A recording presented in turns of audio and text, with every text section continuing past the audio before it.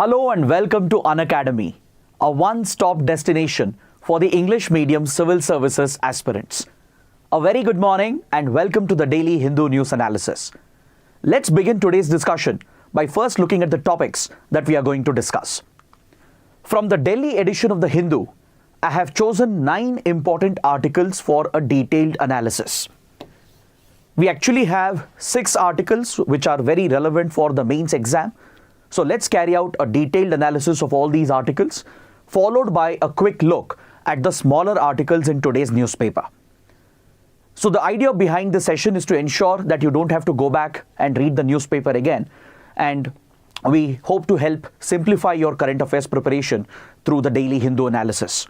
If you guys are benefiting from the initiative, do let us know through your comments and do support us with your likes and do subscribe to the channel. Before we start, we have a couple of very important announcements. Tomorrow, Sarmad Mehraj sir shall be conducting a very important workshop, especially if you are still in class 11 or class 12, and if your aim or if your ambition is to become a civil servant, if your ambition is to become an IAS, IPS or IFS officer, if you don't know where to begin, how to start, or if you need any kind of guidance or advice regarding your civil services preparation right from your college days, then this is the workshop for you to attend. The link for registering is provided in the video description. So do register yourself and attend this workshop tomorrow at 11 a.m. on our Unacademy app.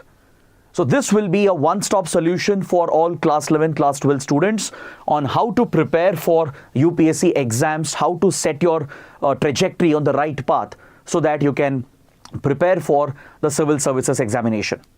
And also please note, as part of Conquer Prelims 2024, today we have 2 very important sessions. As part of the static discussion, where we are covering all the important static topics before your prelims, today, Mukesh sir will be starting with the geography classes on the Unacademy app live at 6 p.m. And as part of the current affairs phase of the crash course, Hima Bindu ma'am will continue with the second session of science and technology right here on our YouTube channel at 7:30 p.m. So do attend both the sessions live, and you can easily access these sessions by joining our Telegram channel. You just have to subscribe to our Telegram channel, scan the QR code or search for Unacademy IAS English, and you will be able to access these sessions because we share the links on the Telegram channel right before the classes go live.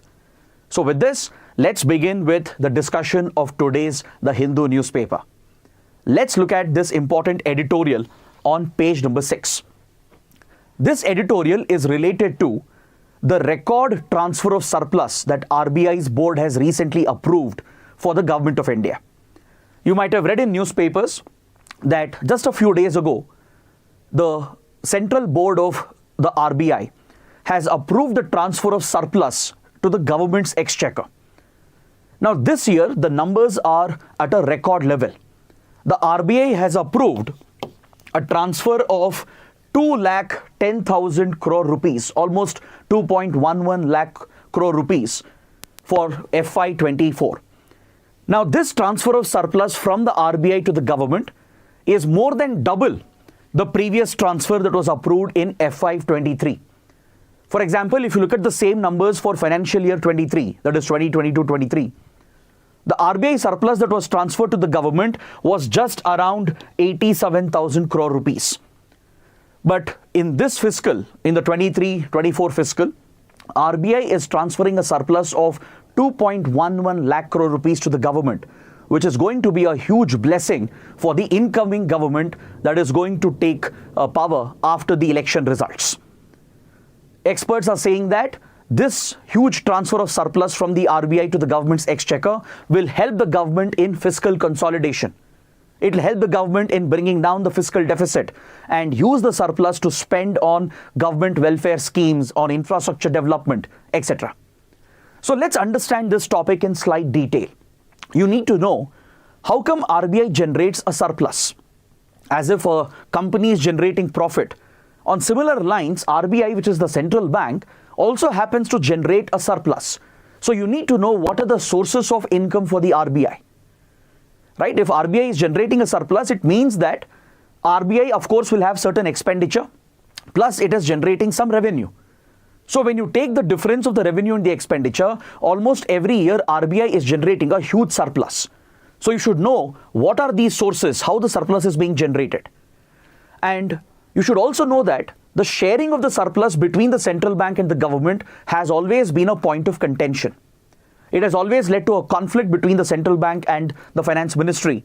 And there have been certain committees that have been set up in this regard to distribute the surplus of the RBI, and that is something we need to understand in complete detail.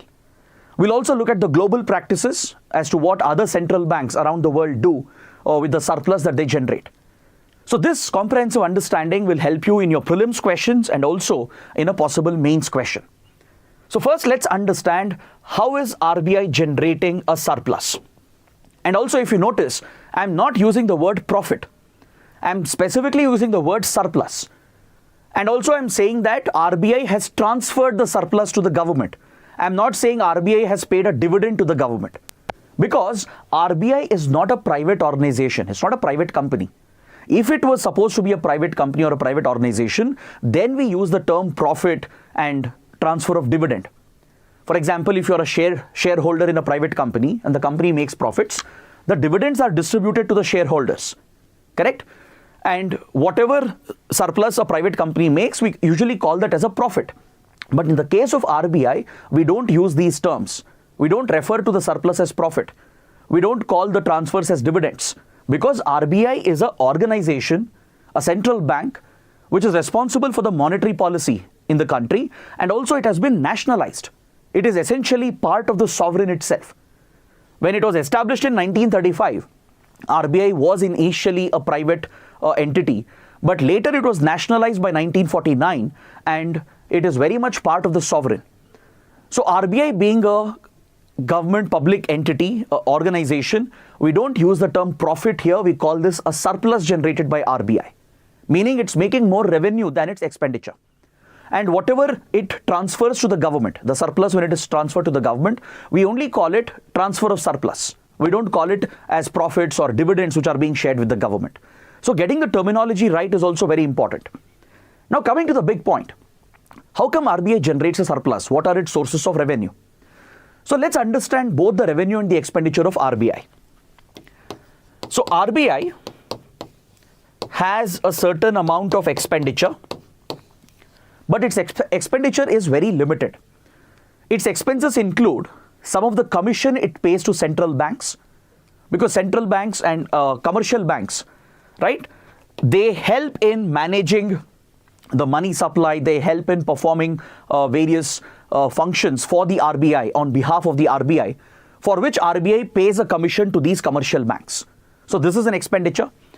Plus RBI incurs expenditure in printing currency. Since RBI is responsible for printing the currency notes, so that involves a certain amount of expenditure. Plus RBI has a staff to maintain. It has to pay salaries, it has to maintain few offices. So this incurs certain operational costs, be it the staff salaries and the operational costs.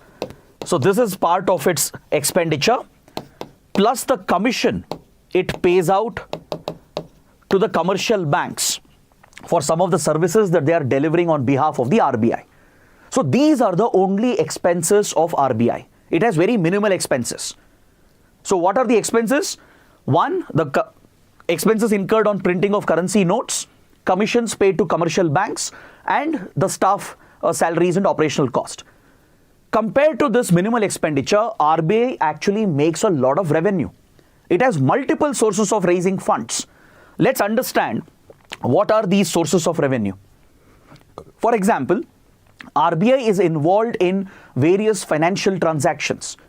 It is directly involved in the forex market, in the foreign exchange market, where it is holding on to foreign currency assets.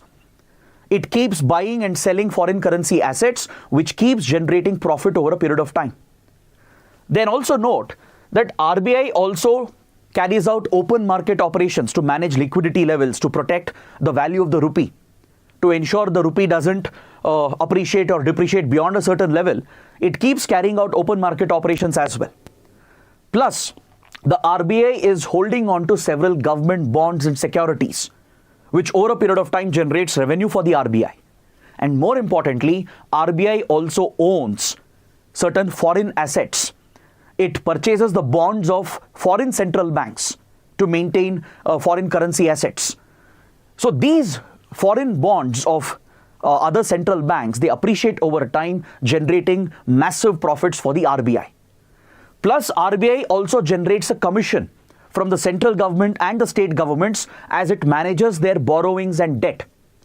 I hope you know that RBI is the banker to the government. It maintains the debt and borrowings of the central and state governments and earns a commission out of it. So like this, there are multiple sources of revenue to the central bank, which brings in windfall profits for the RBI. So as I said, we don't call this profits, but we refer to this as a surplus. The revenue that RBI generates is many times higher than its minimal expenditure. So every year, in every fiscal year, RBI is left with a huge capital surplus. Now the question is, what will the RBI do with the surplus generated? Let's understand that. The RBI would like to hold on to some of the surplus for itself. The RBI would like to keep the surplus with itself, if not entirely, at least a part of it. Why? Because there could be a financial crisis, there could be an unexpected economic situation which could destabilize the economy. So RBI would need some flexibility. It would need a buffer so that it can use the additional capital which it has built up to intervene in the markets and support the economy. So it's like a reserve capital or reserve asset that RBI would like to create for itself so that it has the flexibility, the buffer that is necessary to intervene in the markets if there is a massive economic crisis. So generally, the central bank is hesitant to share some of the surplus with the government. But however, sharing this surplus with the government is a legal obligation. Under the RBI Act, if you look at Section 47, Section 47 of the RBI Act states that it is a legal mandate on the central bank to transfer some of the surplus which is left after all the expenses, after accounting for all the assets and liabilities of the central bank, right? And after taking into account the revenue and expenditure, large part of the surplus should be transferred to the government of India. It should be paid to the central government to settle the balance of these profits. That is what Section 47 of the RBI Act clearly states. And since RBI was nationalized in 1949, it is seen as very much part of the sovereign. The sovereign is the owner. The sovereign Indian state is the owner of the central bank. So whatever surplus is generated, after accounting for all the expenses of RBI and its requirement for maintaining certain capital adequacy as per international norms, the remaining part of the surplus has to be transferred to the central bank. So this is a legal mandate under the RBI Act, under Section 47. Now, the question is, where will the money be deposited? This massive surplus, it is credited into the Consolidated Fund of India. It is credited into the Consolidated Fund of India. Essentially, the government's exchequer. So I think now you can realize the implications of this. If RBI can pay several lakh crore rupees of surplus into the consolidated fund, into the government's exchequer, it will obviously help the government. The government can use this for funding various welfare programs. The government can use this for infrastructure projects. It will help in fiscal consolidation and in managing the fiscal deficit. Understood? So that is why the central government is always very insistent that RBI should transfer most of the surplus to the government itself while allowing RBI to keep a small part of the surplus. This has been a long-standing issue from many years. There has been this tussle between RBI and the government of India. The finance ministry essentially and the RBI board, they have been at loggerheads when it comes to deciding what should be the percentage of distribution between the RBI and the central bank. So that is the reason why a committee was established in 2018. to determine what should be the share of division of the surplus between the central bank and the government of India. So in 2018, the Bimal Jalan committee was set up. Bimal Jalan was a former RBI governor. A 6-member committee was constituted by the Ministry of Finance in consultation with the RBI under the chairmanship of Bimal Jalan. The Bimal Jalan committee has given a set of recommendations which has now introduced a transparent and more predictable sharing of surplus between the RBI and the government. Understood? But if you look at global practices, if you look at what other countries do, let's say the European region under European Union, right? The ECB, European Central Bank, also generates a big surplus, right? So what does the ECB do with the profits? Similarly, the US Federal Reserve generates a big surplus. So let's see what happens in other countries and what are the norms with regard to sharing of the surplus between the central bank and the government. If you look at most of the developed markets, be it US, be it Japan, be it Australia, or even the European market, there are certain laws which clearly specify the share of the division of the surplus between the central bank and the government. The US Federal Reserve, for example, is mandated through a legislation that this percentage of the surplus should be transferred to the US federal government, and only the remaining surplus can be retained by the Federal Reserve to deal with any contingencies, to maintain a buffer. Similarly, in Australia, Japan as well, and also in the European Union, there are clear laws that specify the division of the surplus as well. But in the case of India, the law does not specify the division.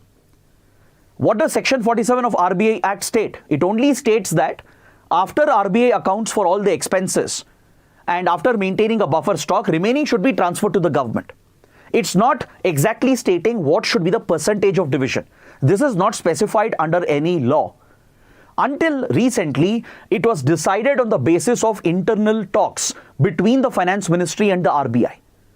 So since there was no statute, no statutory distribution of the surplus, this would always lead to a standoff between the RBI Central Board, the Governing Board, and the Finance Ministry. Recently, the Malegaon Committee, when Raghuram Rajan was the governor of RBI, had recommended that 100% of RBI surplus should be transferred to the government. This, of course, was unsustainable. The RBI strongly opposed it, leading to further issues between the government and the RBI. So that is the reason why the Bimal Jalan Committee was established in 2018 to recommend a framework on the basis of which the surplus division could be done. So since 2019, the Bimal Jalan Committee recommendations on the economic capital framework has been adopted by the Reserve Bank of India. This was the primary mandate of the Bimal Jalan Committee, to suggest a clear formula under the economic capital framework which will define the sharing of the surplus between the RBI and the Government of India. So this is a more transparent mechanism which has been established in the last few years. It's more based on rules, a set of rules that define the distribution, and it has to be approved by the Governing Board of the RBI.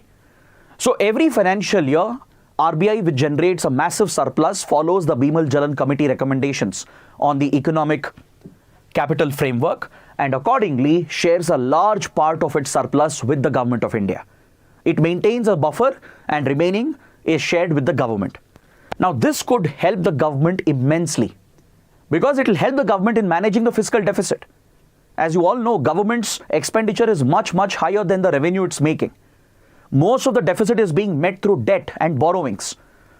So such a large payout every year amounting to few lakh crore rupees can basically boost the fiscal policy of the government. It can help in fiscal consolidation. Now that a new government will be sworn in after the election results, a new budget will be presented in the month of July. So the upcoming union budget, which will be presented by the next government, will receive a huge boost because of this massive surplus that RBI has transferred to the Government of India.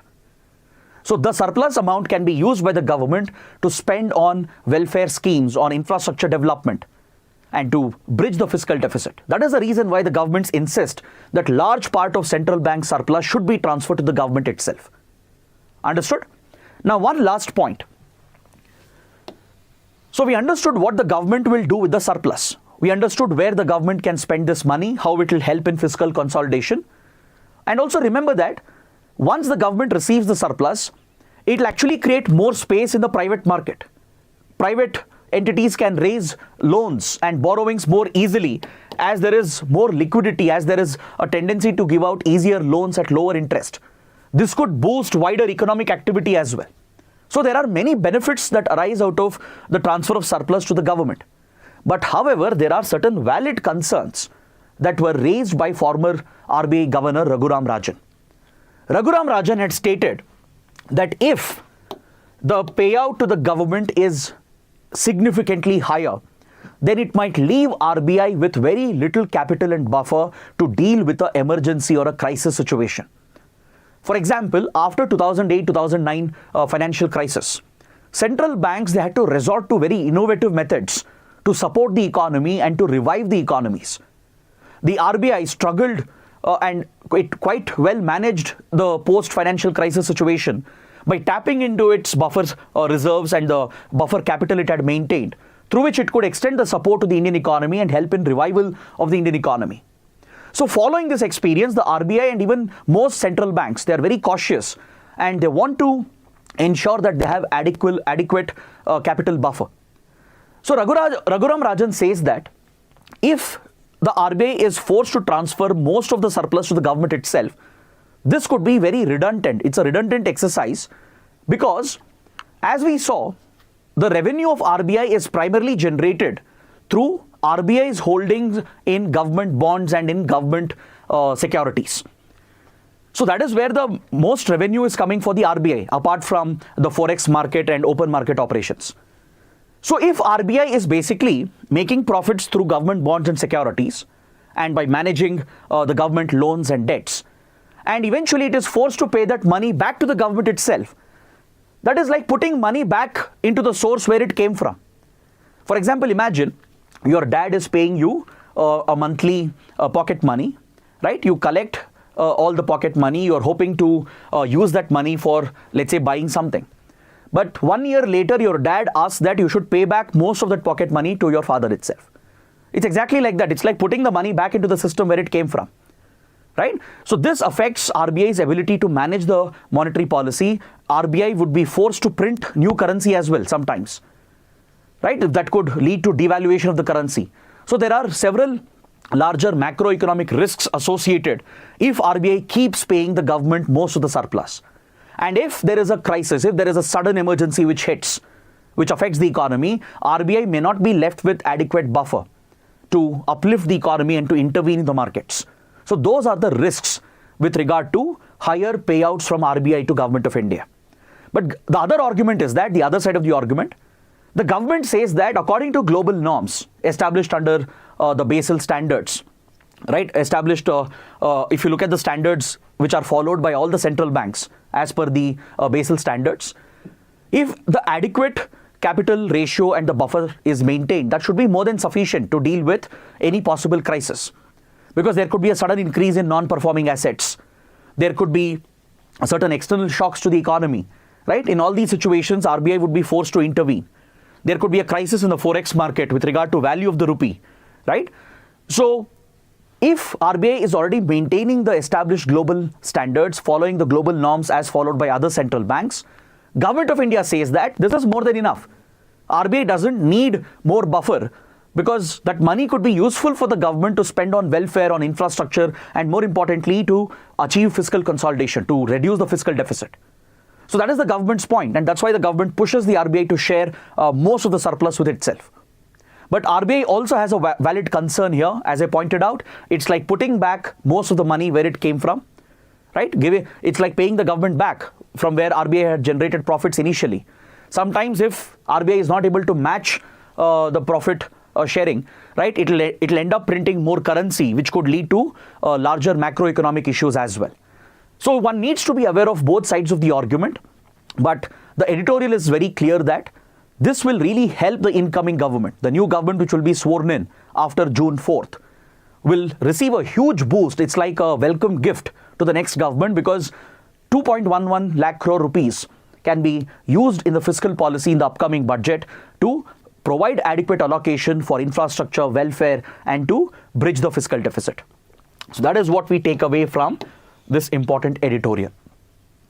Now let's move on to the next editorial on the same page, which refers to the Antarctic Treaty System. This is an important topic under international relations. The editorial is referring to a meeting which is being hosted by India in Kochi, in Kerala. India is hosting the 46th Antarctic Treaty Consultative Meeting as we speak. Since yesterday, this meeting has begun under the Antarctic Treaty System, and it's going to continue till the end of the month. Almost 60 countries are participating in this summit being hosted by India, and there are some important points that we need to understand with regard to the Antarctic Treaty System. But first, please note down that the Antarctic Treaty Consultative Meeting, which is held under the Antarctic Treaty System, it's an annual meeting which takes place. Every year, this meeting is held in one of the countries which holds the status of a consultative party. I'll explain what is the Antarctic Treaty System. You'll understand the provisions of the treaty system and who are the consultative parties. There are a total of 29 countries which have been given the status of consultative parties, and these 29 countries, they have the voting rights. Basically, these are the decision-making countries. They have the right to vote during the Antarctic Treaty Consultative Meeting that is held every single year. And India is one of the consultative parties. So India is party to the Antarctic Treaty System, and we hold the consultative party status, which gives us the right to vote at these proceedings. Is that clear? So 29 countries which are party to it, they have the right to vote. They hold the consultative party status. The others who simply hold the observer status, they cannot vote, but they can participate in the consultation and the negotiation that takes place during these annual meetings that are held under the Antarctic Treaty System. So through the course of this week in Kochi, India will play host to the 46th Antarctic Treaty Consultative Meeting, and at the end of it, certain resolutions will be adopted and voting will take place on this, and these 29 consultative parties will vote and decide the future regulation and governance of the Antarctic region. So in this context, let's understand more about the Antarctic. Let's look at the geography of the place. Let's understand the geopolitics surrounding it and talk about the Antarctic Treaty System that governs this entire continent. So here in this map, you can see the South Pole, the Antarctic region, which is bound by the Atlantic, the Indian Ocean, which extends into the Southern Ocean over here, and the Pacific. So the South Pole, it is the 7th continent of our planet. There is no permanent population here, right? There is no native or indigenous population that inhabits the Antarctica. All the people present here, usually they are scientists, researchers, explorers from other countries which maintain research stations and research facilities over here. So apart from the scientists, researchers and explorers, of late tourists are also entering the region in quite large numbers. So apart from this floating population, there is no permanent habitation or no permanent native population in the Antarctic. But this is one of the most well-preserved virgin ecosystems of our planet. It's largely untouched by human development and human exploitation. It is extremely crucial for scientific research to understand the impact of climate change, to understand the impact of ozone depletion, to understand various natural ecological processes and geological processes that might help us find solutions to some of the environmental problems that we are dealing with. Plus, Antarctica is blessed with immense resources, natural resources. It has great biodiversity, very unique marine ecosystems and marine life. So one should be familiar with the important regions present in the Antarctica. So please make a note of the Weddell Sea, the Amundsen Sea over here, the Ross Ice Shelf, which is actually depleting at an accelerated rate due to global warming, and also the Queen Maudland region, where India established its first ever research station, Dakshin Gangotri, over here. In 1983, when India became part of Antarctic Treaty System. We established the first research station of India, Dakshin Gangotri, over here at Queen Maud Land, which is in the northern side of the Antarctic, towards the southern Indian Ocean. Then in the East Antarctica over here, next to the Ameri ice shelf, we have two new research stations that we have set up, Maitri and Bharti being the latest. So India has some experience in the Antarctica. We have set up 3 research stations over the years. Apart from Dakshin Gangotri, we also established Maitri and the latest research station being Bharti. Later, I'll show you the map of these research stations as well as to where they are located. So based on these locations, these geographical locations, there might be a prelims question. Now, coming to the governance of Antarctica. Who owns Antarctica? That is the big question. Can countries have territorial claims over the South Pole? What does the Antarctic Treaty System lay down with regard to governance of this continent, and to which region does it apply? What kind of restrictions and provisions are applied to the Antarctic region? That is what we need to understand.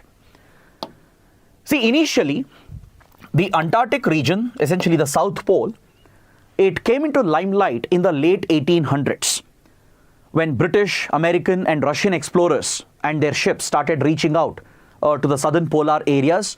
They ventured below 60 degrees south latitude, and they essentially came across this polar area. They realized the enormous potential that Antarctica held.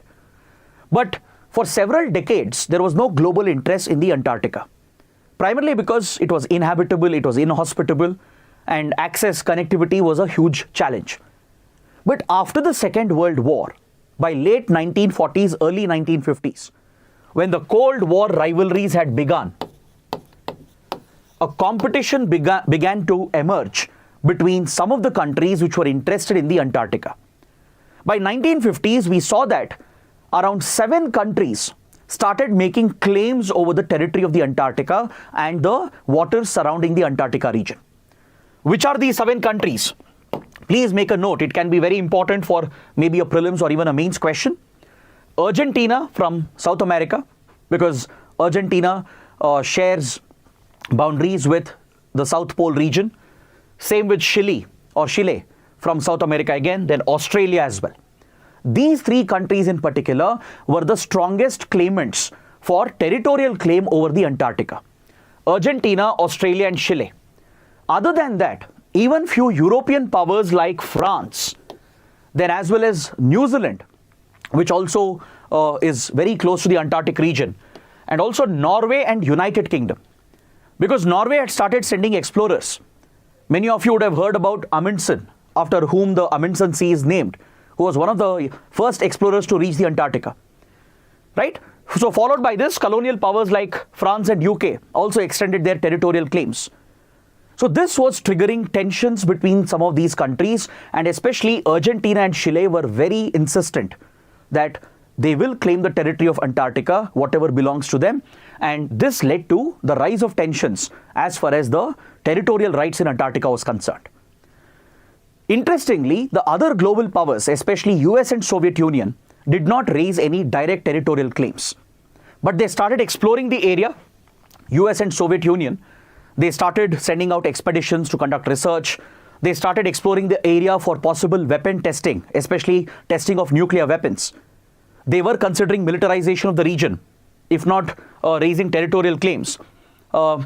This was an essential feature of the Cold War rivalry and Cold War geopolitics.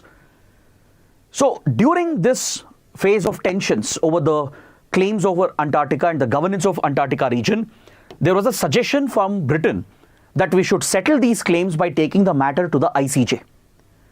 By then, United Nations had been established to look at disputes and settle disputes. Under the UN, we had the ICJ, International Court of Justice, which had the mandate to attract such legal cases between 2 member states and settle those disputes. So there was a British proposal, which was later rejected by Argentina and Chile, that we should take the territorial claims to ICJ and let ICJ decide as to how the territory of Antarctica will be divided between the 7 countries which were claiming the territory. So this period of early 1950s witnessed a lot of tensions between these powers which were trying to extend territorial claims over the Antarctica. Then later, it was India which made a very interesting proposal at the United Nations. In 1956, under Prime Minister Jawaharlal Nehru, India highlighted the need to protect the Antarctica region and to handle the territorial disputes in a peaceful manner. India urged the global community to adopt a global agreement or have a treaty system in place so that we could ban the militarization of the region and allow all the disputes and claims to be settled by the International Court. India also urged the countries to not militarize the South Pole and ban any kind of weapon testing, especially testing of nuclear weapons, because this was adding to the arms race, the nuclear arms race that had already begun during the Cold War period. So India added a positive impact to the talks surrounding the claims over the Antarctica. But however, this proposal of India did not get much support. It was strongly opposed by Argentina and Chile. Even Australia was opposed to it. And global powers like US, Soviet Union, they did not show much interest in backing the Indian proposal. So nothing really happened following this proposal from India, but India's initiative was indeed very crucial as it would lay the framework for the later system which was established by 1959. In the next couple of years, from 57 to 58, the International Geophysical Year was being marked under the United Nations. This called for collaboration between all the countries when it comes to research with regard to geophysical sciences. So finally, under the United Nations, 12 countries came together. The 12 interested parties, including Argentina, Australia, Chile, France, New Zealand, Norway, UK, US, Soviet Union, Belgium, Japan, and even South Africa. So these 12 countries, they would become the initial signatories to a new treaty which they would establish in 1959 called the Antarctic Treaty. Following the Conference of Antarctica, which was held in 1959, the Antarctic Treaty was finally adopted in 1959, and they had agreed that there should be no territorial claims in the Antarctic. Antarctic should not belong to any country. It should be treated as part of the global commons. This principle was widely recognized by all the 12 countries.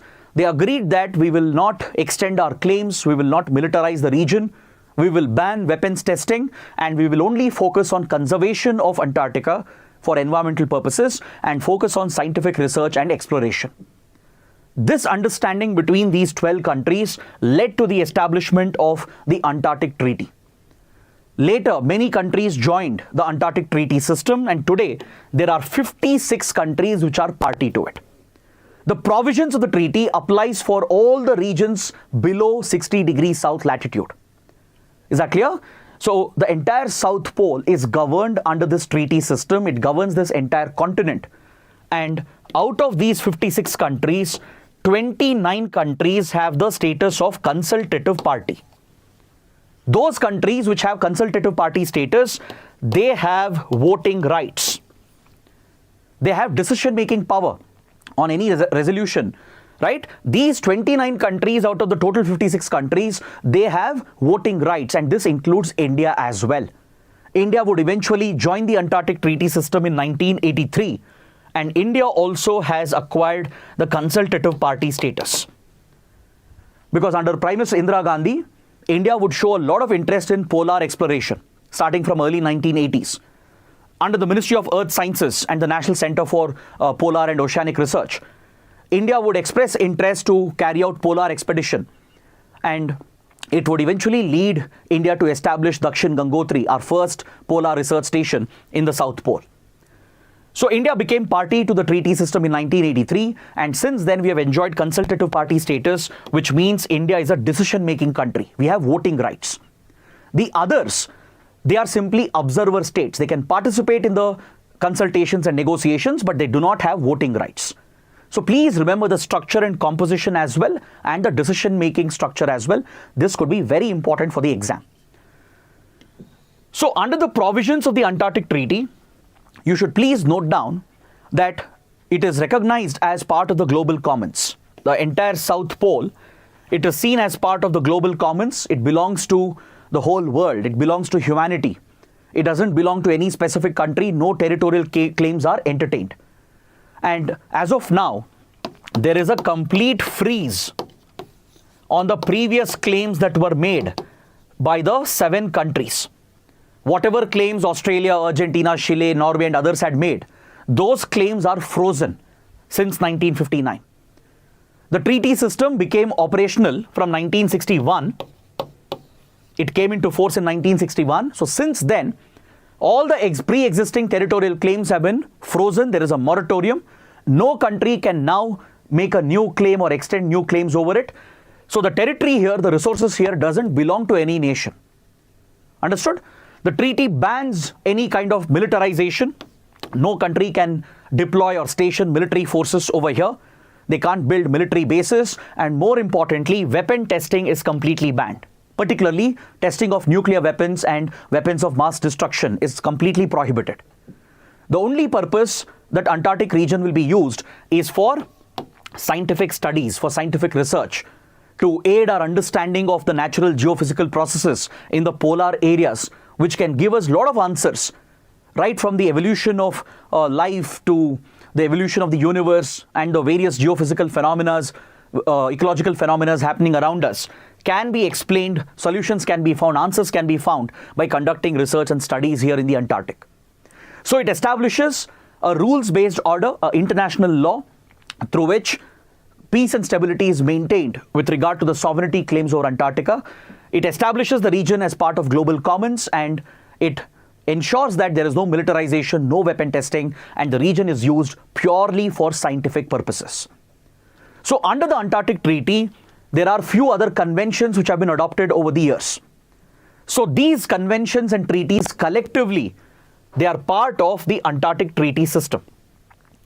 That's why it's called Antarctic Treaty System, because it's not just the Antarctic Treaty of 1959. Under that, there are few other related conventions which have been adopted that deals with conservation and protection of the South Pole. We have the Convention for the Conservation of Antarctic Seals, adopted in 1972, to protect and conserve the seal population in the Antarctic. Then we have the Convention on the Conservation of Antarctic Marine Living Resources, AMLR. The focus here is to protect the biodiversity, protect the unique species of the South Pole. And finally, in 91, a protocol on environmental protection to the Antarctic Treaty was adopted. So these conventions and treaties collectively, right, they are called Antarctic Treaty System, and India is party to the entire Antarctic Treaty System. So India has established 3 research stations till now. We are strictly committed to the obligations under the Antarctic Treaty System. We have no territorial claims. India has never attempted any militarization. No question of India carrying out weapon testing here. Our only interest in the Antarctic is purely scientific, right? Environmental studies, scientific research. That is the only purpose and intention for India. So Dakshin Gangotri was the first research station that India set up in 1983, followed by Maitri and Bharati, which you can see here in the map. Just be familiar with the locations, approximately where they are located. There could be possible map-based questions. Now coming to the last point, why is the consultative meeting being held in India? What is the primary agenda? So at the 46th consultative meeting, which is taking place in Kochi, one of the focal point of discussion is the regulation of tourism in Antarctica. Because of late, there has been an explosion in tourism in the South Pole. See, until 2 decades ago, the only human presence here would be the researchers, explorers, and those who are on an expedition, right, officially from the concerned governments. For example, India has deployed few Indians to man Dakshin Gangotri, Maitri and Bharati stations. So apart from that small crew deployed by the Indian government officially as per the provisions of the Antarctic Treaty, no other Indian has set foot on Antarctica.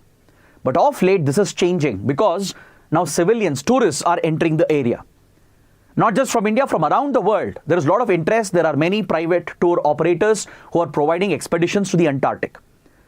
So according to data, there has been an exponential jump in the presence of humans and in human activities in the Antarctica.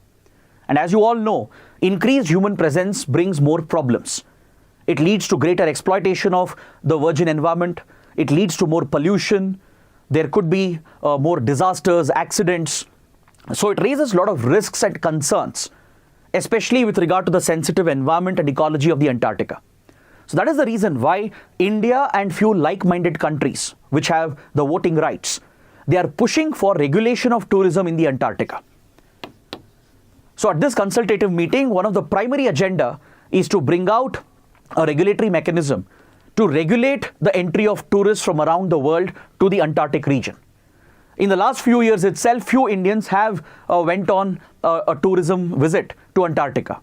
From other countries, especially from US, from Europe as well, and from many other well-off countries, a lot of tourists are headed towards Antarctica, and the numbers have seen a big exponential increase. Just look at the data.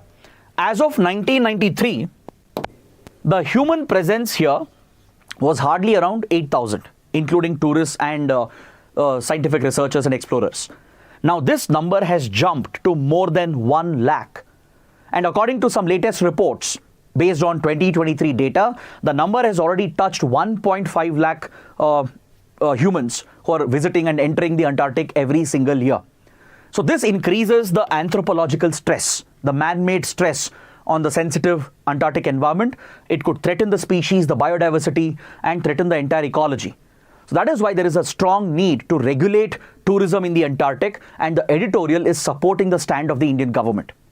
Instead, the editorial is actually urging all the countries, along with India, to bring out a resolution at the end of this summit in Kochi and adopt a regulatory framework to regulate tourism so that the purity, the pristine purity of the continent can be protected. It's not calling for a ban on tourism. It's only calling for regulation of tourism so that any accidents, disasters, or pollution, right, all these negative outcomes of increased tourism can be tackled. It can be managed in a better way, in a scientific way, so that we minimize the human impact on the Antarctic environment. So that is the purpose behind the push by India and by certain countries to regulate tourism in the Antarctic. So now let's look at another important column from page number 6 that talks about voter turnout data. Since elections are underway in India, right, the 6th phase of voting is all set to take place very soon. By next week, we'll complete all the 7 phases of voting, right? So for the 18th Lok Sabha elections, the voter turnout data has been quite disappointing. You might have seen the numbers released by the Election Commission of India. On an average, the voting percentage has been somewhere between 62 to 69%. In many urban areas in cities, the voting percentage has been extremely low, in the range of 49-50%, right? From Mumbai to Bengaluru, etc. In urban areas, the voting turnout has been extremely low. This has always been the trend as well. In certain rural pockets, in certain states, the voting numbers are slightly better, above 70%. But on an average, it has hovered between somewhere around 62 to around 69%. So this voter turnout, when you compare this with the voter turnout of previous general elections, it appears that there is a decrease in voter turnout this time. Now, the writer here, who's an expert in statistics and who draws analysis based on election data, right, essentially conducts the work of a cephalogist, right, who provides electoral predictions. The writer here is very interested in this data because according to the writer, the voter turnout data can provide an indication as to which party might win. Because whenever voter turnout increases or decreases, conventional political wisdom points to certain trends, established trends in the past. Now in India, for example, if you look at the elections held between 1957 and 2019, if you look at the elections held between these years, we had a total of 16 Lok Sabha elections, all right? There were 10 Lok Sabha elections out of these 16 where the voter turnout had increased compared to the previous election cycle. I'm talking only about the general elections. So 10 out of 16 general elections saw an increase in the voter turnout data. Now, during this increase in voter turnout, 6 times the incumbent government, or essentially the party which was already in power, won those elections. The incumbent lost the elections 4 times, but won 4 times when voter turnout increased. All right? So what happened in the remaining 6 elections? Obviously, in the remaining 6 elections, there was a decrease in voter turnout. Voter turnout had dropped. And in these 6 elections, in 4 elections, the incumbent won. Essentially, the incumbent government won those elections despite the reduced voter turnout, and lost only 2 of these elections. The incumbent party, which was already in power before the elections, lost only 2 such elections when voter turnout had reduced. So based on this, can we deduce something? Can we predict or anticipate how voting pattern changes and how we can anticipate the changes based on voter turnout data? Conventional wisdom, as I told you, conventional established political wisdom states that lower voter turnout and higher voter turnout, it might have certain implications.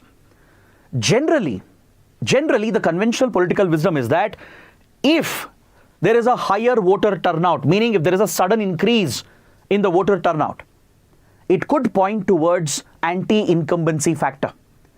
Because more people are coming out to vote, probably to vote out the government. They are frustrated with the current government. They want to push out the government by casting their vote. So more people are motivated to step out, go to the polling booth and cast a vote, which could be a result of anti-incumbency. Meaning they want the existing government to be thrown out. The current ruling party should be removed. So that could push a lot of voters to step out and vote.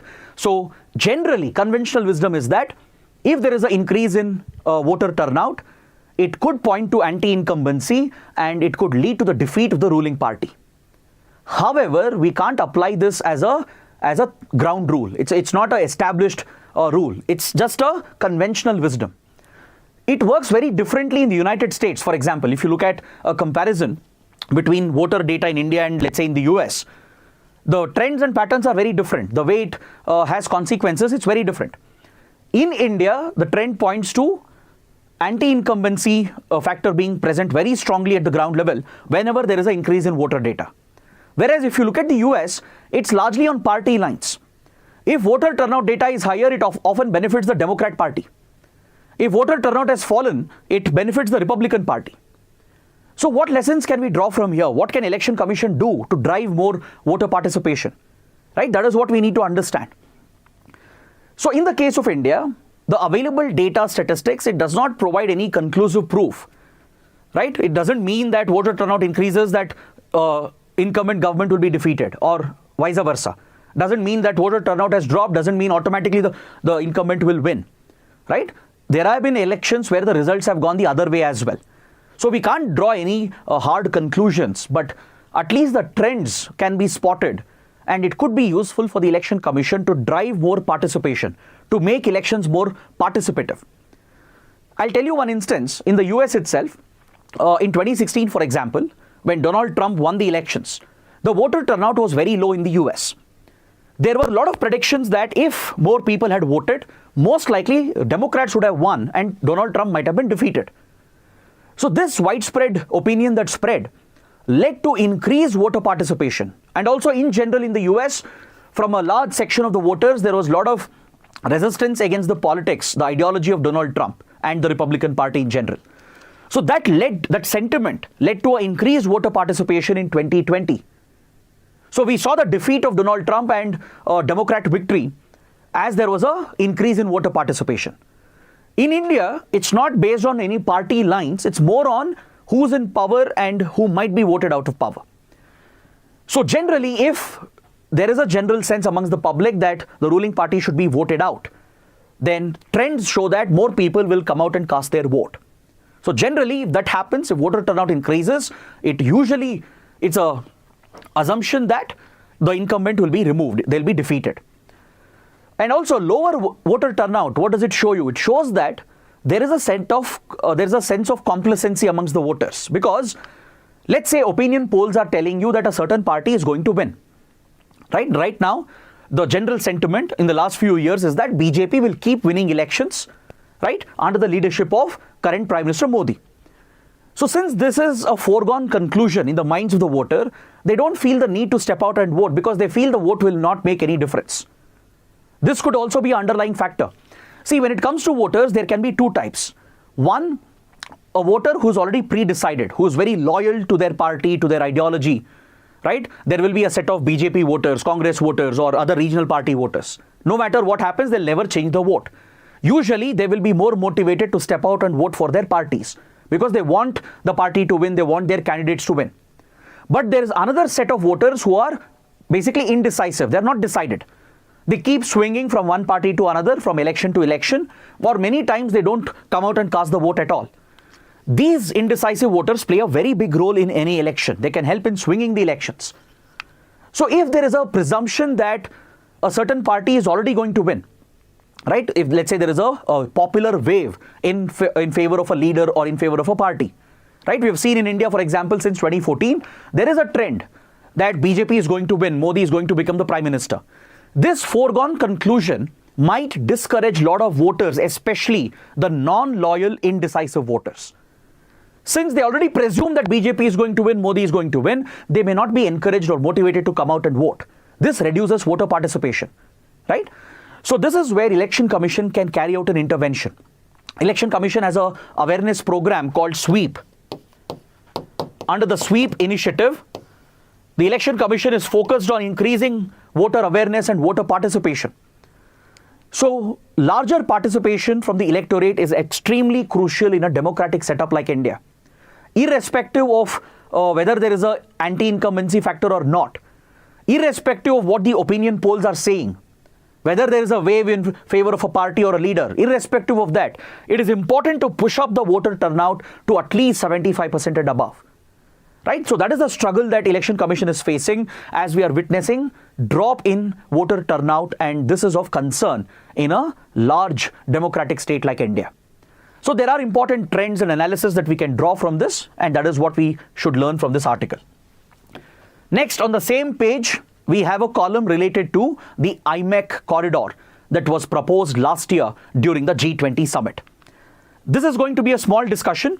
We have studied the IMEC corridor in many classes, but there is one interesting analysis, one update that we should focus upon as far as the proposed IMEC corridor is concerned.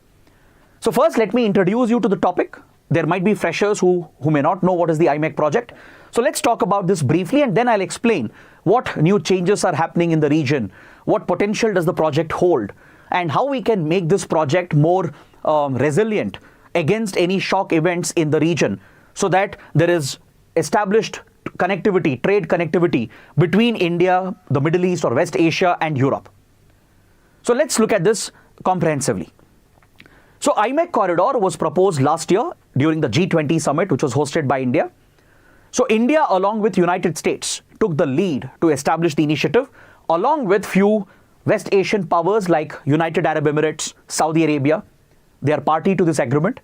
And some European powers like Italy, France, Germany, European Union itself is party to it. And there could be other West Asian powers included like Jordan, Israel, etc. So IMEC stands for India, Middle East, Europe corridor. So it's going to be a multimodal transport corridor that will link India with the Middle East region and Europe region. And this proposed corridor has two different corridors. One is an east corridor, a corridor towards the east, which links India with West Asia through the Arabian Sea. Essentially, this includes a maritime link between the major ports of India located on the west coast, like the Mundra port and Kandla port in Gujarat, then JNPT in Mumbai. So these major ports of India on the west coast will be linked with the most important ports in West Asia, especially in the United Arab Emirates. For example, the ports in UAE like Jebel Ali, Fujairah, these are major global ports which are very critical for global shipping. So these ports will be connected, and from here, through a network of roads and railway corridors, and also pipelines that can transport hydrogen and other sources of energy, possibly including oil and gas, and as well as electricity cables transporting energy in the region, plus digital connectivity, providing for wider internet connectivity and access. So multiple connectivity projects will be taken up under the proposed initiative. Apart from the maritime link between India and West Asia, between these major ports, there will be a network of road and railway projects, pipelines and electricity cables and digital pipelines as well, to increase the economic connectivity between India and West Asia. So this is the eastern part of the corridor. So from here, the goods can be transported through the road and rail network in Saudi Arabia towards Jordan.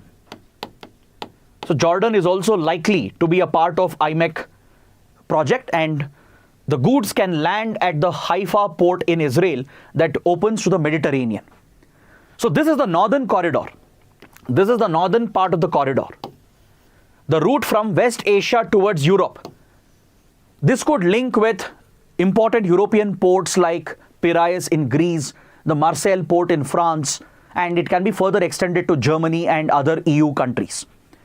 So IMEC corridor is made up of two components: the north corridor connecting West Asia with Europe, and east corridor connecting India with West Asia. So this is the proposed idea. Now this project is facing an incredible challenge. So first let's understand what are the supposed advantages that arises out of the project and what new challenges have come up to execute the project. See, as of now, the Gaza war has become the biggest hurdle for IMEC project to take off. The terror attack carried out by Hamas last year and the retaliation by Israel, it has completely destabilized the region. This has been followed by several other threats near the choke points. For example, the Houthis of Yemen, they have attacked commercial ships on behalf of the people of Gaza as a mark of protest against the Israeli attacks on Gaza, right? Because the Houthis are largely sponsored by Iran, which is using the Houthis as a proxy to pressurize Israel and target Israel. These Houthi attacks on commercial ships has disrupted shipping through the Red Sea route. The Red Sea route shipping has become more vulnerable because, first of all, piracy was a threat near Horn of Africa, near Gulf of Aden. Bab al-Mandeb always remained a critical choke point. So the Houthi attacks here has completely destabilized the shipping route.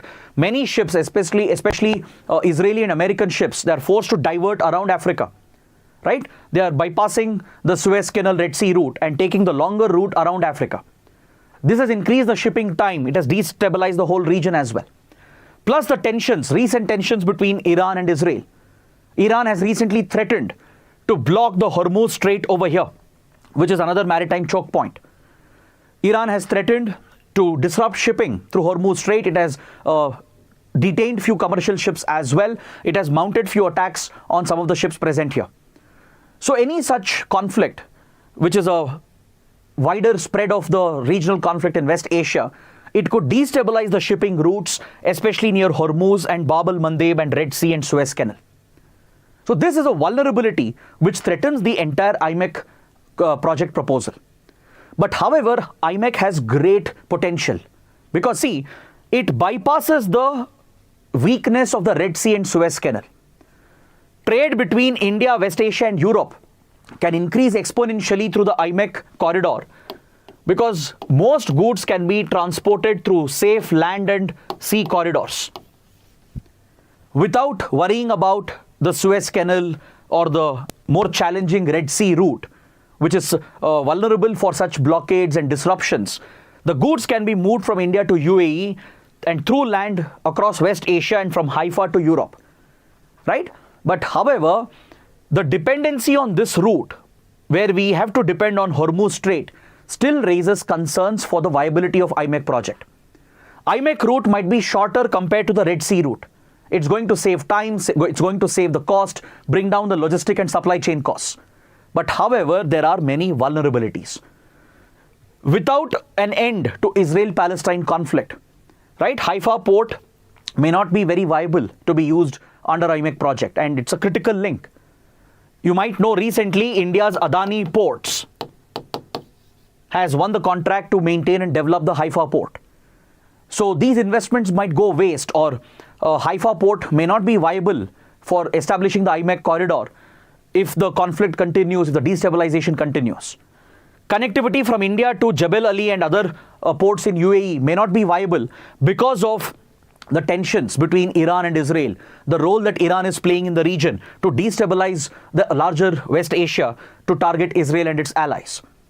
So there are multiple risk factors that exist. So it's in this context that the writer is suggesting the critical role of three countries which can really help in the success of the IMEC project. One, Iran itself can play a stabilizing role given the fact that India has now struck an important deal over Chabahar port.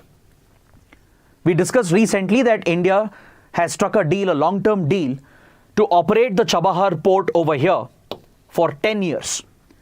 So the Chabahar route can diversify and revitalize our trade links with Iran. We can further extend this to Afghanistan and Central Asia, and also improve connectivity here with Russia through the Caspian Sea. So improved India-Iran relations could provide a potential opportunity to convince Iran to not destabilize the Hormuz route, to not engage in rivalries with its West Asian rivals like Israel, Saudi Arabia, etc. And it could help in calming down the tensions in the West Asia region. So good relations between India-Iran could be crucial to even ensure stability in the region and thus the success of IMEC project. But apart from that, the writer is suggesting that IMEC project should involve two important countries from this region, which is Oman and Egypt. As of now, they are not party to IMEC project. See, Oman will be a natural ally because India-Oman have historical relations. Since centuries, we have maritime trade linkages, especially between Gujarat and the Omani Sultanate. There is a historical relationship that exists. Gujarati money lenders, traders have always played a big role in the Omani Sultanate since 300-400 years. So this trade connection and the proximity of Oman to India, right? You can see how close Oman is to India. It's like a gateway to West Asia. And more importantly, the ports of Oman, like Duqm and Salalah ports, they don't depend on Hormuz Strait. If, for example, goods have to be sent from India to UAE under the existing IMEC proposed corridor, we will have to pass through Hormuz to reach Jebel Ali and Fujairah port in UAE. So if tensions exist here, if Iran blocks Hormuz, then IMEC corridor will collapse. The writer is suggesting if Oman is part of it, then we need not depend on Hormuz Strait. Right? We need not just depend on the ports of UAE. The ports of Oman, like Duqm and Salalah, could give us access to Saudi railway corridor from where the goods can still be transported towards Israel. Right? So Oman could be like a buffer which could act as a backup if the UAE ports become inaccessible due to Iran's aggression and Iran's blockade of Hormuz. Then another concern is about Red Sea and Israel-Palestine issue. Let's say the Gaza war continues. Let's say the conflict escalates further. Haifa port may become unviable for IMEC project. The writer is suggesting there should be a fallback option. If this route is not viable, we should consider a branch into Egypt. Instead of pushing the corridor through Jordan and Israel, it could be diverted from Jordan to Egypt through the Sinai Peninsula or desert, and from other Egyptian ports like Alexandria or Port Suez. Right? Port Suez, Port Said, these are important ports of Egypt, including through the Suez Canal and the other ports facing Mediterranean. Through these Egyptian ports, the northern connection can still be established with Europe. So even if Israel-Palestine conflict escalates, even if there is a destabilization here, instead of just depending on Haifa, if there is access to Egyptian ports from Suez Canal to Alexandria, these ports can be used to continue the trade between India, West Asia and Europe. So this is a remarkable suggestion being given by the writer. There could be a possible mains question. UPSC might ask you about IMEC corridor, right? Explain its advantages and what are the risks given the current geopolitical environment. So of course there are many challenges, from Iran's aggression to the unviability of the Red Sea route and the conflict in Gaza. These are all posing challenges for the execution of IMEC project. So one alternative is better relations with Iran so we can tone down Iran's aggression, right? Iran will get a lot of benefits through the Chabahar trade corridor, and this could allow us to reduce the tensions, maintain stability, plus working with Oman and Egypt could create fallback options and alternate routes in case Hormuz Strait is blocked, or in case Israel and Haifa port is not accessible or viable, right? If there is a corridor to Egypt, Egyptian ports can be used to connect with Europe. Omani ports could give us access to West Asia through the land corridor without depending on Hormuz. So that is the important suggestion offered by the writer, and you can use this directly in your answers. Next, on page number 7, we have an article related to the Tamil community in Sri Lanka. This is another important discussion because as part of GS paper 2 under international relations, you should be aware of the Indian diaspora, the Indian community abroad, and the challenges and problems that they are facing. In Sri Lanka, the Indian community, the Tamil community in particular, who are in minority, they have been facing incredible challenges from several decades. If you look at the ethnic profile of Sri Lanka, this map is showing you the demographic profile. Sri Lanka is a Sinhala Buddhist majority nation. The Sinhala Buddhists, they are in majority, whereas Tamils are the minorities. Now within the Tamil population, right, who have a clear Indian connection, there are two distinct types of Tamil groups. There is a category of Tamils called Sri Lankan Tamils. There is a category of Tamils called Indian Tamils. So in Sri Lanka, you find two distinct group of Tamils who collectively make up the Tamil minorities in Sri Lanka. Now, who are the Sri Lankan Tamils? Where can they be found? Sri Lankan Tamils are primarily found in the northern province over here, which is the Jaffna region, the northern province of Sri Lanka around the Jaffna Peninsula. They're also found over here in the eastern province.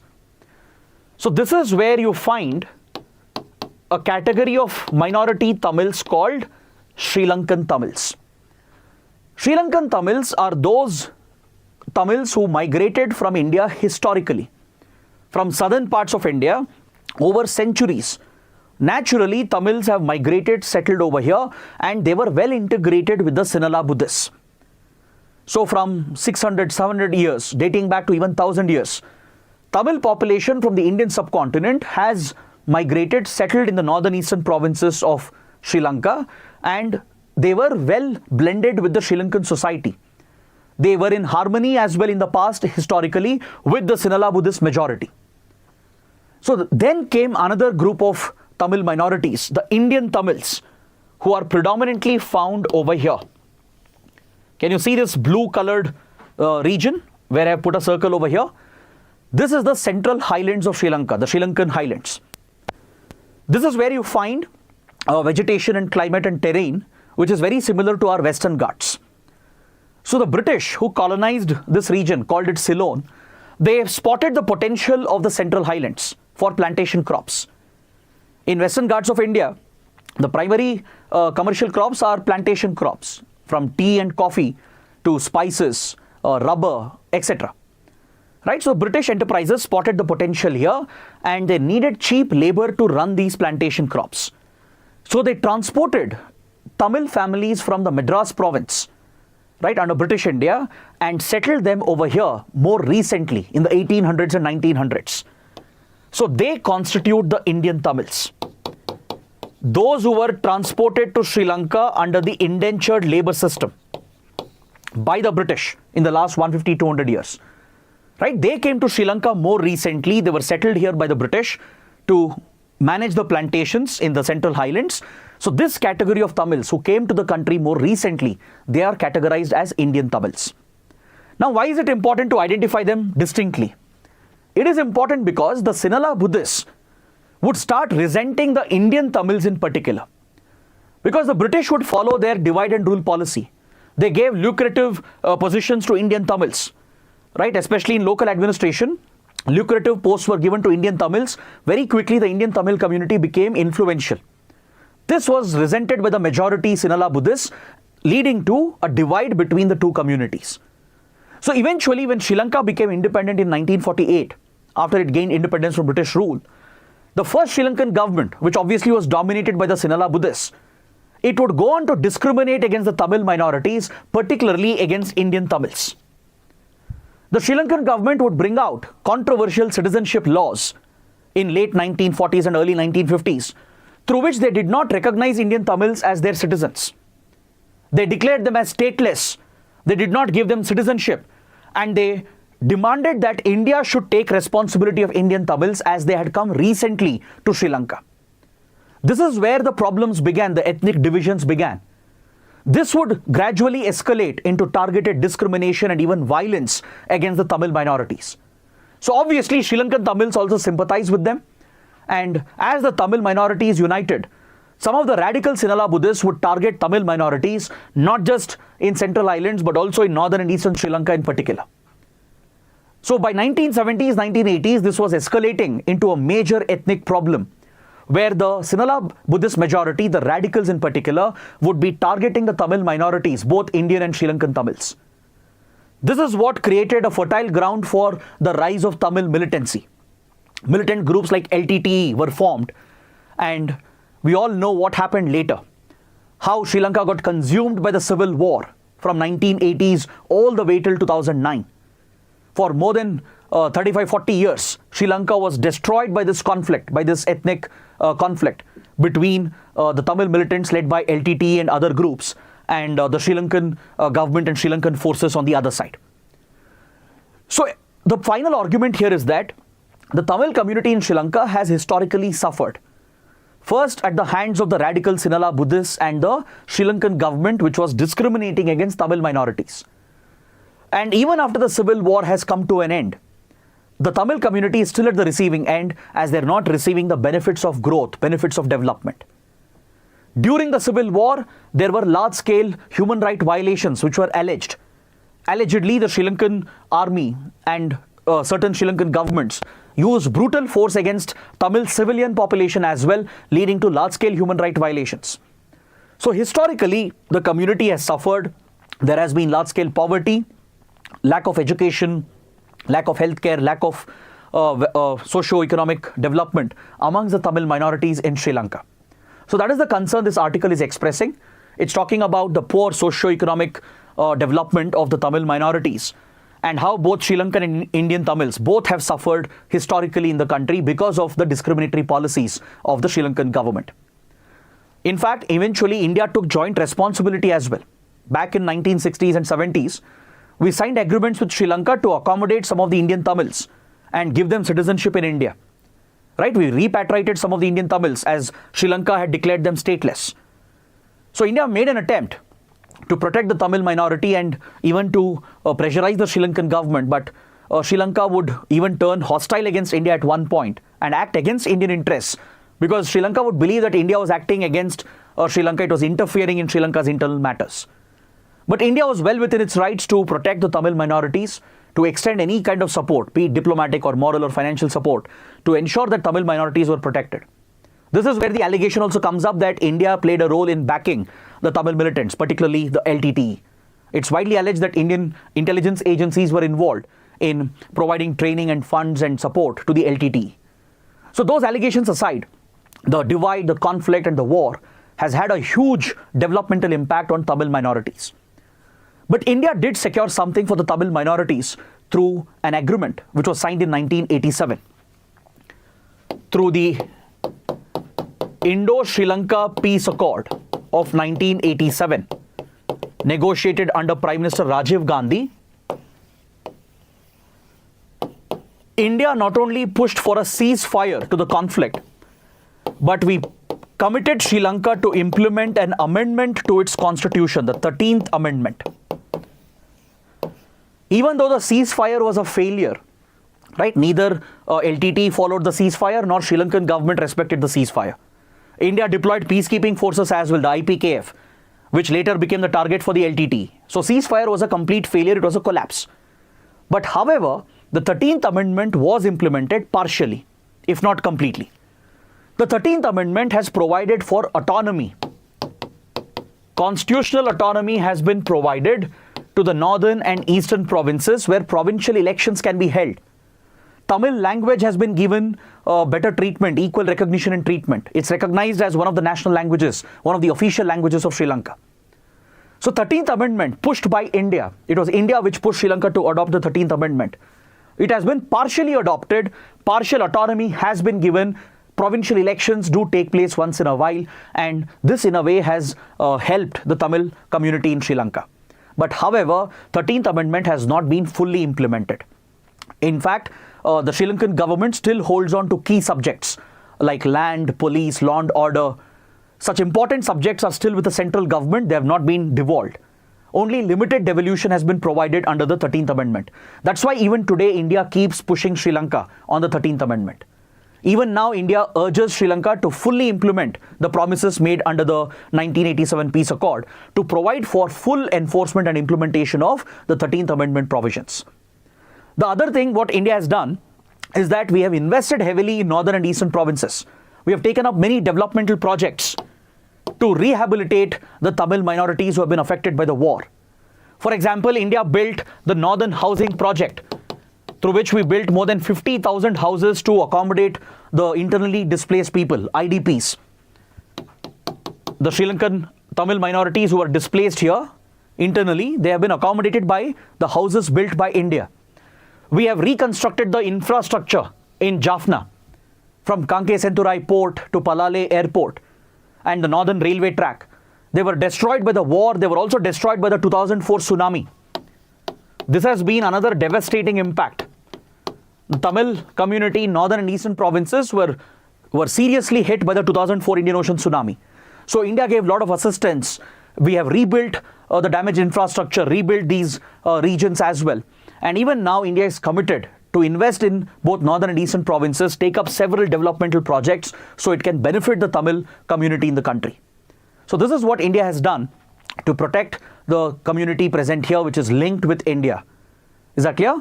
So this is something which is very important. Now coming to the last big article, India's National Security Advisor Ajit Doval has spoken about certain important issues during the investiture ceremony of the BSF, the Border Security Force. Ajit Doval has spoken about India's land borders, especially the unresolved borders of India, and how India's security can be threatened if border security is not up to the mark. He has discussed issues related to the Pakistan border, China border and Myanmar border, pointed out how cross-border threats pose a significant security risk for India. So that is one important point raised by Ajit Doval, which is a very important topic for us under internal security, under GS Paper 3, border security and border management. So through these statements of the NSA, you can understand the relevance of border security and border management. So Ministry of Home Affairs is the nodal ministry to secure our international borders, both the land borders and maritime borders of India. So we share land borders with all these countries: Pakistan, China, Nepal, Bhutan, Myanmar, Bangladesh. So if we want internal security of the country to be protected, it's very crucial to have efficient border security and border management. Because there could be many cross-border threats, infiltration of insurgents and terrorists, for example.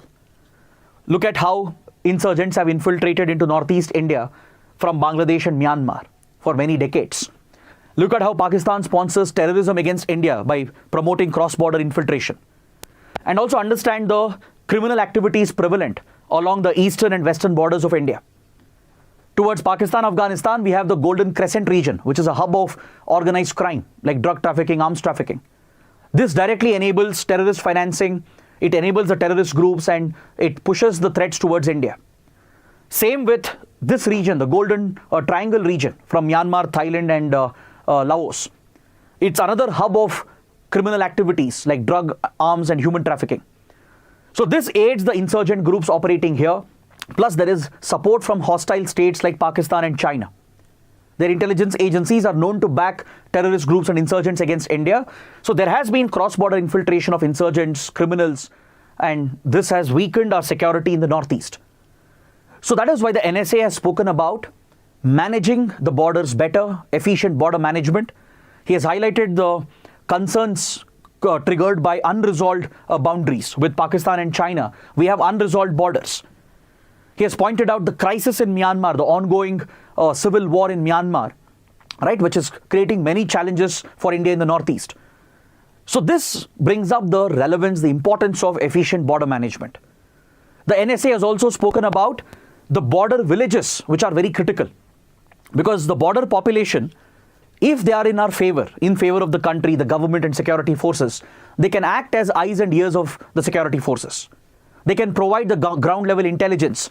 They can monitor any suspicious activity by the neighboring countries or any infiltration attempts and report this to the intelligence agencies and border guarding forces. We have some development programs as well, like Border Area Development Program, the recently launched Vibrant Villages program, focusing specifically on the borders towards China. So by providing better development to these border villages, India is trying to ensure that border population is protected. They have an incentive to favor the country, to favor the government, to work with the security forces and pass on any information, right? So that it helps in dealing with all the threats. We have fenced some of the borders. The India-Pakistan border has been completely fenced. We have taken up partial fencing along the Bangladesh border, which is the longest land border of India. And recently, the Home Ministry has announced the fencing of India-Myanmar border as well by suspending the free movement regime, which provided for free movement of people within the border areas. So these are some crucial lessons that we can take away from the speech delivered by the National Security Advisor. In the same speech, the NSA has spoken about the CAPFs, the Central Armed Police Forces. Under the Ministry of Home Affairs, there are few paramilitary organizations. Paramilitary forces are like a mix of your armed forces and your police forces. Your armed forces like Army, Navy, Air Force, they are meant to fight an external enemy. They are equipped differently, they are trained differently. Their motto is it's essentially to be offensive, to kill, to defend, right? They are trained for external threats. Whereas police are more sensitized. The police use force as a last resort. They don't carry heavy weaponry, whereas armed forces use force as a first resort. So there is a world of difference between the training, the strategies and tactics of your armed forces and your police forces. So sometimes you need a force which is like a mix of your police force and your armed forces. You need paramilitary organizations which are the ideal mix of the two, right? Which have the sensitivity of the police forces, which use minimal force, but bring in the lethality and the better resources, training and equipment of the armed forces. So India has several such paramilitary organizations under the Home Ministry, and they are officially called CAPFs, Central Armed Police Forces. These are the armed police forces of the central government. This includes Assam Rifles, the Border Security Force, CRPF, CISF, SSB, ITBP, and even the National Security Guards, the NSG. These CAPFs, they play a critical role in India's internal security. They all specialize in different roles. For example, some of them are border guarding forces. They provide border security. After the Kargil war, India adopted the one border, one force policy, where one specific border is guarded, secured by one particular force. Like BSF guards the borders with Pakistan and Bangladesh. SSB guards the borders with Nepal and Bhutan. ITBP guards the borders with China. CRPF is used in internal security role in Kashmir, in anti-Naxal operations, etc. These CAPFs play a big role in election management, in providing security to elections. They play a role in disaster management. NSG is a specialist counter-terrorist force that specializes in anti-hijack, anti-hostage situations. So CAPFs play a critical role in our internal security. So NSA suggested that we should provide for integration of the CAPFs. Now, this is a revolutionary idea suggested by the NSA. Right now, we have these separate CAPFs assigned specific roles and tasks. So NSA is suggesting that maybe India should have one combined internal security force. Instead of having these different Central Armed Police Forces, the NSA for the first time, someone in that position has spoken about integration of all the CAPFs, because this will minimize the budgetary expenditure. It will bring down the expenses because there is a lot of overlap in the procurement and the expenses involving these forces. It can bring more efficiency in training, recruitment, in strategies and operational tactics. So this is an idea worth considering, because even in the armed forces right now, there is talk of integration and jointness. Under the CDS, a discussion has already begun, and even the initial steps are being taken to create integrated theater commands and joint commands by merging the Army, Navy and Air Force. So something similar is being proposed for CAPFs as well, and this is the first time that someone of that position has made a suggestion that we should integrate the CAPFs and have one common paramilitary force that can deal with different security roles. So this concludes my detailed discussion of all the big mains articles. Now let's take a quick look at the prelim section. On page number 1, we have an article referring to Form 17, Form 17C, which is used in India's electoral process. Of late, this particular form has come under question. Several civil society activists, they have approached the Supreme Court as well, asking for directions to the Election Commission to reveal the data collected under Form 17C. But Supreme Court has refused to interfere. Supreme Court has said any such orders passed by the court now will distract the Election Commission, which is involved in the process of elections right now. So it has denied this request by the petitioner, right, which was a civil society organization. So here the question is, what is Form 17C? Why is it so significant? There could be a prelims question. What does Form 17C deal with? See, Form 17C collects voter turnout data at the booth level, at every single polling booth. Certain key data parameters are recorded in this particular form, and Election Commission shares this form only with the polling agents of respective candidates. This data is not made publicly available, but there is a civil society organization called ADR, Association for Democratic Reforms, which is urging the Election Commission to release this data publicly so that we know what is the voter turnout, what kind of polling has taken place at the polling booth level. So since Election Commission refused the request, the ADR has approached the Supreme Court asking for directions to release this data from Form 17C. But now Supreme Court has refused to interfere, stating that Election Commission can't be disturbed during the election cycle.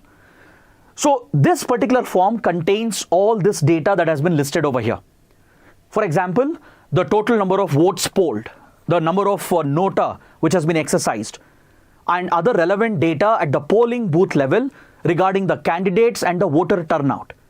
So this data could be very crucial for the candidates. That is why Election Commission shares this with the polling agents who are sitting in the polling station who represent the respective candidates. There is no rule which mandates that this data should be released publicly, so Election Commission does not release this publicly. So that is the topic you need to understand. So please go through what kind of data is available through Form 17C. It's a record of the polling, the voting which has taken place at the booth level. Next, one small update about Gaza war. The International Court of Justice has directed Israel to stop its offensive at Rafah immediately. We have studied about Rafah border crossing in previous classes, right? Israel has used massive disproportionate force since the war began, and it has pushed 1.5 million people, most of them are Palestinian civilians, towards the Rafah border crossing. Egypt on the other side has closed the border crossing, so there is no way Palestinians can escape. And this is the only border crossing through which humanitarian aid is being supplied via Egypt. But recently, couple of weeks ago, Israel started a major operation targeting the southern part of Gaza near the Rafah crossing, where 1.5 million civilians are trapped. So there was global concern when Israel began the offensive that hundreds of civilians, thousands of civilians, including children, could be killed and slaughtered. So since then, Israel has been under a lot of pressure by the global community. Even its close allies like US and European countries have criticized Israel's attack near Rafah border crossing. So the ICJ, which is hearing a case of genocide against Israel filed by South Africa, has passed an interim order directing Israel to immediately halt its operations at Rafah border crossing on humanitarian grounds. Now, these orders are binding because ICJ is a primary organ of the UN. Israel is supposed to abide by the directions. So we need to wait and watch what Israel would do. The ICJ has also directed Israel to keep the border crossing open so that humanitarian aid can continue to be delivered to Gaza from Egypt. So we need to see how Israel will react, whether Israel will follow and implement the orders of ICJ, because any breach of ICJ orders is a breach of international law. There can be penalties through the UN which can be imposed on Israel. Then coming to the last article, on page 12, there is a reference to a very important dam project which is coming up in Myanmar. It's called the Mitson Dam, proposed by Myanmar, funded, backed by China in the northern Kachin state that borders China. This project was proposed many years ago across the Irrawaddy River, along the Irrawaddy River basin. This project had run into a lot of challenges. Environmental concerns had come up that the project would lead to large-scale displacement of the Kachin people who are native to the Kachin state. And there were a lot of protests against the project on environmental grounds and social grounds. So following this strong opposition, the project had been stopped by the previous military regime in 2011. But almost a decade later, the current military regime, which is facing a challenge from the pro-democracy groups and other armed ethnic groups, has made an attempt to revive this controversial project, the Mitson Dam project along the Irrawaddy River, which is coming up over here. So this is the Kachin state of Myanmar that borders China. All right, so China is primarily backing and funding this dam project. It will provide water for irrigation, drinking, and it also include a hydroelectric project to generate electricity. 90% of the electricity generated will be exported to China itself.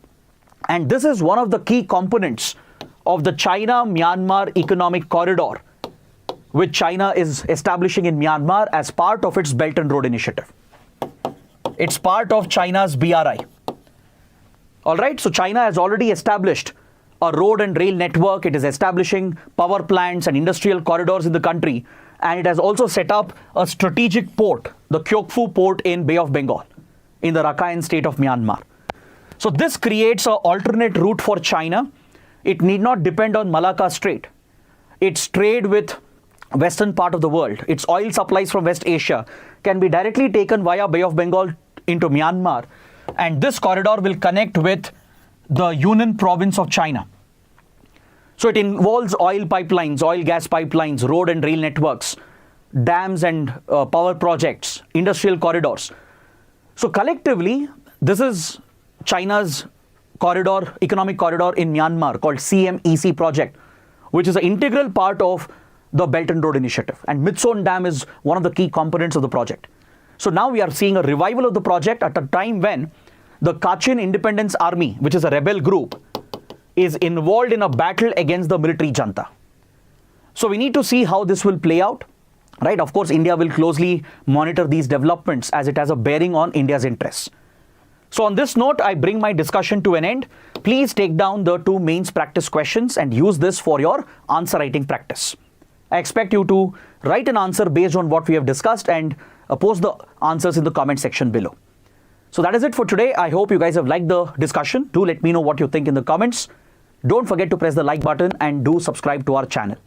That is it for today. We'll see you tomorrow. Thanks for watching.